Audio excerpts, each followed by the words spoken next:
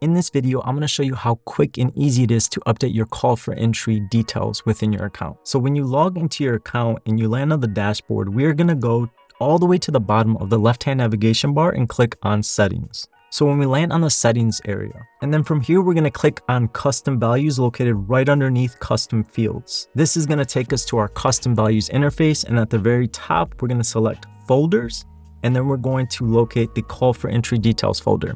We're going to click on that and it's going to open up the entire list of all of our call for entry points. So for example, call for entry exhibition dates, call for entry intake, call for entry opening reception dates.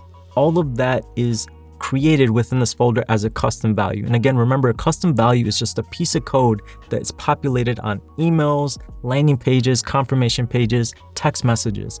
And the reason that we use custom values is that if you ever have to change one of those dates, you don't have to go to every email, every confirmation page, every text message to update that information. You just go into the custom values section, update it right in the custom values area, and it updates on every email, text message, landing page, confirmation page, etc.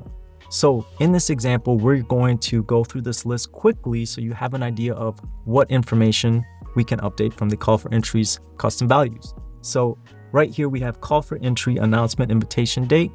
So the cool thing about this also is that we can create automations based on these dates. So for example, if we want to send out reminders to any of the artists that are accepted into the show, the automation can pull right from your custom values. So if you put in the specific date and time of intake, for example, the day that the artists have to deliver their work, you can set up an automation that pulls the custom value, meaning the date and the time of intake, that automatically goes out to all of the artists, reminding them of intake.